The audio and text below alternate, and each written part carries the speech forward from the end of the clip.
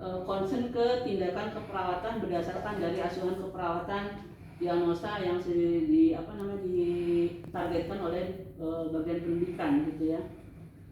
Kemudian mungkin kalau pneumonia, anemi, asma, thalassemia mungkin ada ya pneumonia ya. Pneumonia ada, anemi ada ya. Nah kebetulan ini Bu Tuti mungkin selama coaching di ruangan mungkin lebih sering kontak dengan mahasiswa ya Bu Tuti ya.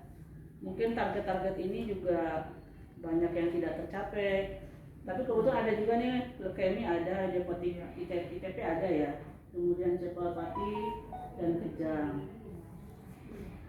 Untuk kelompok 13 berapa lama prakteknya? 5 hari? 5 hari ini ya? 5 hari. Kami 14. Oh ya, yang 13 kan belum masuk nih. Sampai hari 5 hari kerja. Sampai 5 hari. 5 hari kan itu hari ini kan? Iya. Kalau hari ini kan kemarin kan terpotong Bu. 3 hari terpotong. Oh yang ada suratnya itu ya? Iya. Oke. Kemudian untuk visi misi sudah. Nah sekarang kita mau evaluasi dulu nih ke kelompok yang 14. Bagaimana selama di ruang picu, mungkin kita melihatnya dari kita afirmasi positif dulu kali ya. Baru kita ada kendalanya, masukannya untuk perbaikan pelayanan dan pendidikan itu sendiri dan untuk diri kita. Seharusnya kita tuh kalau mau masuk picu harus bagaimana dulu gitu. Dari ketua kelompoknya mungkin ketua rombongan kelompok 14 siapa? Yo. 14 ya Bu. Anggota kami ada 5, ada Yusita, Friska, Rini, Yuli, dan Pak Ila. Kami kemarin dinas di sana 5 hari, yang terpotong 2 hari, jadi kami di sana resminya 3 hari. Jadi awal kami masuk ke sana, mungkin pengalaman bagi kami juga, walaupun kami sudah pernah bekerja di ruang picu, itu pengalaman yang positifnya adalah kami masuk ke sana itu sudah diberi orientasi oleh ruangan, dikasih pengenalan, maksudnya diberi informasi, diberi pengenalan ruang picu itu bed pasiennya berapa, jumlah pasiennya berapa, terus alat-alatnya memang berbeda seperti yang ada di ruangan. Terus kebetulan kami pas kemarin di sana itu kami dikenalkan alat baru seperti ventilator yang untuk pasien-pasien COVID ya, untuk pasien COVID yang bisa langsung sekali pakai. Terus kami juga diorientasikan seperti alat EKG, terus pasien terpasang ventilator seperti apa gitu. Sebenarnya nggak jauh beda dengan di ICU, tapi memang berbeda sih Bu, karena kami kan ini pasien anak. Mungkin perbedaannya hanya itu aja sih Bu. Itu dari segi positifnya. Sebagian besar sih kami di sana udah dapat gambaran ya kalau di ruang picu anak itu seperti apa gitu. Memang ada bedanya sih dengan ICU dewasa.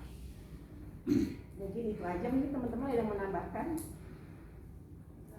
Ya, menghadapi pasien dewasa dengan anak itu tentunya beda ya. Kebetulan kemarin saya berdinas dengan Mbak Nisa dengan anaknya rewel. Mungkin saya sendiri kan belum mendapat pelatihan untuk mengatasi anak ya, pelatihan untuk pasien anak. Tapi saya sendiri dalam hati, jadi Nisa itu ambil handphone, mau ngajak cerita, ngasih kayak edukasi di handphone YouTube. Jadi saya iya ya, jadi selain komunikasi verbal ke pasien bisa juga dengan melalui media gitu. Jadi ya itu sih yang saya dapat, jadi pengalaman juga gitu.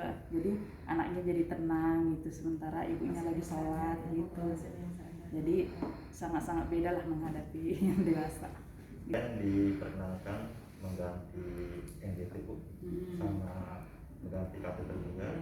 Waktu saat kita waktu mengganti kateter kan kita dicoba itu apakah ada refleks enggak gitu kata dokter. Ya ada refleks batuk kemarin. Itu aja sih kemarin gambarnya. Kita menggunakan teknik bermain mungkin ya. Nah itu ada teknik bermain, kemudian ada tipsnya bagaimana, mungkin sama seperti bagaimana kita melakukan suatu tindakan kepada anak kita, mungkin kan tidak seperti kepada orang dewasa. Ada tips-tipsnya, pertama bagaimana membujuk, menjelaskan dengan bahasa yang sederhana, dan kadang mungkin kita juga harus menegosiasi dengan waktu maunya anak juga ya. Tidak mengikuti aturan kita, tapi bagaimana kapan mereka siap dilakukan tindakan. Meskipun mungkin itu tidak sadar, tapi bagaimana kita memperlakukan pasien seolah-olah dia itu adalah objek yang hidup, yang bisa merespon, yang harus kita ajak komunikasi dengan baik. Jadi intinya kita harus melakukan dengan teknik bermain, kemudian adanya pemahaman dengan tingkat tumbangnya anak-anak ya. Tumbangnya anak-anak kan beda-beda kan, dari kognitifnya, kemudian dari psikomotornya itu kan beda-beda. Itu akan mempengaruhi respon anak terhadap tindakan keperawatan. Kemudian mungkin tadi yang disampaikan oleh Mbak Yuli mengenai alat-alat, itulah komunikasi kita itu adalah dengan panca indera. Bunyi apapun itu merupakan media komunikasi kepada kita, baik itu terjadi peningkatan volume suara, peningkatan frekuensi, itu adalah sinyal yang harus kita tangkap sebagai perawat kritis gitu kan. Karena meskipun kita tidak melihat, begitu ada perubahan bunyi kok semakin cepat, semakin kencang, wah artinya ini ada sesuatu sinyal. Jangan lupa ada perubahan monitor, baik itu angka ataupun frekuensi, itu adalah komunikasi yang tidak kita toleransi. Misalnya alarm berbunyi, bukan alarm yang kita matikan, tapi kita menganalisa apa ini, sinyal apa sehingga alarm ini berbunyi. Jadi hilangkanlah ini untuk kelompok 13 ya. Bila ada setting alarm yang berbunyi, itu harus kita analisa ini kenapa berbunyi. Bukan alarm yang kita matikan karena berisik misalnya, tetapi ini ada kode pasiennya misalnya tachikardi, tachipnu, desaturasi, terjadi penurunan tidal volume, peningkatan CO2, itu semuanya sinyalnya dalam bentuk suara. Karena mereka tidak bisa berkomunikasi. Komunikasinya disampaikan melalui media monitor, media ventilator, hal-hal yang sifatnya mungkin sharing form juga sama. Misalnya kalaupun habis dia nggak teriak obatku habis, tapi dia akan berbunyi bahwa ini obatnya udah mau habis ya. Jadi gunakanlah panca indera dengan baik. Nanti untuk kelompok 13 ya, belajar mengenal, tidak melihat monitor itu sebagai parameter, tetapi monitor itu adalah data atas klinis pasien. Oh, pasien begini ditunjang dengan monitor seperti ini. Atau bisa juga dibalik, kenapa angkanya segini, apakah pasiennya sesuai atau tidak. Ingat ya, don't treat monitor, tapi treatnya pasien, klinis pasien, jangan melihat monitor. Karena monitor itu bisa terjadi misalnya error, ya kan, ada hal-hal errornya baik alat ataupun mungkin memang udah waktunya dikalibrasi, misalnya dia tidak lagi, zero point-nya sudah tidak bagus lagi, karena memang parameternya harusnya sudah dikalibrasi zero point-nya ya.